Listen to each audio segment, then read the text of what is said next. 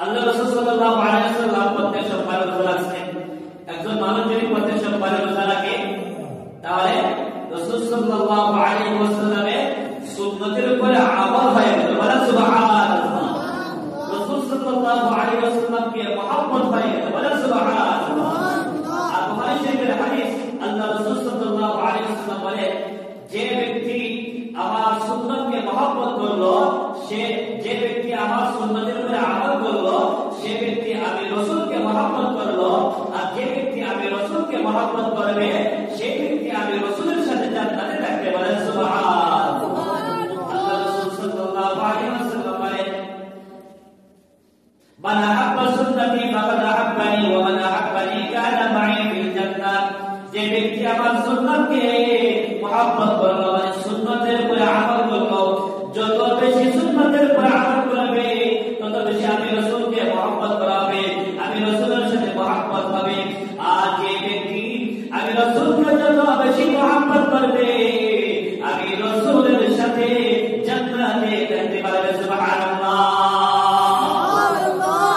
আর রাসূলকে মহব্বত করে শুধু মুখে বললে চলবে তা হবে না, বরং আমল দিয়ে বাস্তবায়ন করে দেখাতে হবে আমি রাসূলের আশিক, আমি রাসূলকে মহব্বত করি, আমি রাসূলের সুন্নতের উপরে আমল করি। বলেন সুবহানাল্লাহ।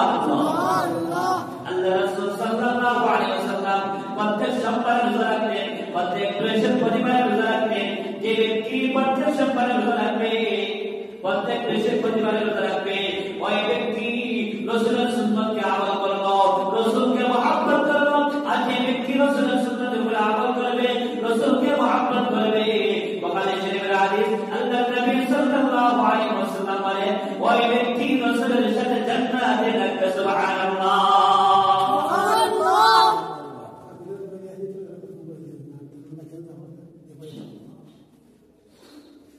এক নম্বর ফায়দা।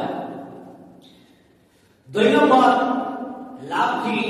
বলে রোজা রাখলে আল্লাহ তাআলাও খুশি রাজি হবে, নবী সাল্লাল্লাহু আলাইহি ওয়াসাল্লাম ও উম্মতের উপরে রাজি খুশি হয়ে যাবে। বলেন সুবহানাল্লাহ।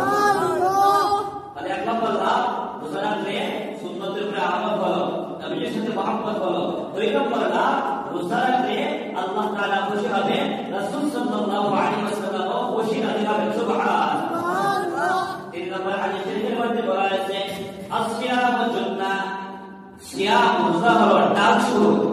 ডাল দ্বারা যেভাবে মানুষ শত্রুর মোকাবেলা করতে পারে, ঠিক তেমনি ভাবে রোজা যদি আল্লাহর বান্দা রাখতে পারে, রাখে আদায় করে নফল রোজা, ওই রোজার মাধ্যমে সে ব্যক্তি নফসের সাথে বিরোধিতা করতে পারবে, লড়াই করতে পারবে, যুদ্ধ করতে পারবে এবং শয়তানের সাথে যুদ্ধ করতে পারবে। সুবহানাল্লাহ। রোজা দ্বারা যুদ্ধ করা যায় নফসের বিরুদ্ধে এবং শয়তানের বিরুদ্ধে। সুবহানাল্লাহ। চার নম্বর ফায়দা হলো, আল্লাহর বান্দা রোজাদার ব্যক্তি যখন মৃত্যুবরণ করবে, মৃত্যুবরণ করার পরে আল্লাহর বান্দাকে যখন কবরের মধ্যে রাখা হয়, ওই বান্দাকে কবরের মধ্যে রাখার পরে নেক আমল গুনাহ গাছের মতো ছায়া দিয়ে, নামাজ একদিকে, রোজা একদিকে, দান সদকায় খয়রাতের দিকে এবং আল্লাহ তাআলার জিকির আসকার নেক আমল আরেকদিকে, চতুর্দিকে আল্লাহর বান্দাকে বেষ্টন করে রাখবে। সুবহানাল্লাহ। সুবহানাল্লাহ। আর কবরের আযাব থেকে সে ব্যক্তি মুক্তি পেয়ে গেল। সুবহানাল্লাহ। নামাজ একদিকে, রোজা একদিকে, নেক আমল আবার জিকির আসকার, দান সদকা করা, চতুর্দিকে আল্লাহর বান্দাকে বেষ্টন করে আল্লাহর আযাব থেকে রক্ষা করবে। সুবহানাল্লাহ। এইভাবে আল্লাহর বান্দা কিয়ামতের কাঠিন ময়দানে যখন দাঁড়াবে, হাজির হবে, আল্লাহর বান্দা যখন কিয়ামতের কাঠিন ময়দানে দাঁড়াবে, হাজির হবে, উপস্থিত হবে, তখন ওই রোজাদার আল্লাহর প্রিয় বান্দা বান্দির জন্য রোজা আল্লাহ তাআলার নিকটে সুপারিশ করবে। বলেন সুবহানাল্লাহ। সুবহানাল্লাহ। কুরআন সুপারিশ করবে আর রোজা সুপারিশ করবে। কুরআনের সুপারিশ এবং রোজার সুপারিশ কবুল করে আল্লাহর বান্দাকে, রোজাদার বান্দাকে, তিলাওয়াতকারী বান্দাকে আল্লাহ তাআলা জান্নাত দান করবে। বলেন সুবহানাল্লাহ। ৫ নম্বর ফায়দা। ৬ নম্বর ফায়দা হলো যে আল্লাহর বান্দা রোজা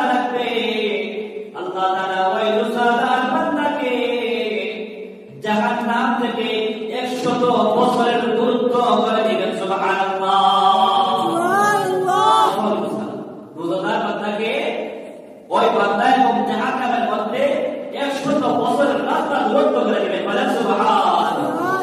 6 নম্বর বান্দা, 7 নম্বর বান্দা হলো আল্লাহর বান্দা রোজা রাখবে। ওই বান্দা একদিন যদি আল্লাহ তাআলার জন্য নফল রোজা রাখতে পারে, ওই বান্দা এবং জাহান্নামের মধ্যখানে আসমান এবং জমিনের মধ্যবর্তী জায়গার মধ্যে আল্লাহ তাআলা দূরত্ব করে দিবেন। সুবহানাল্লাহ।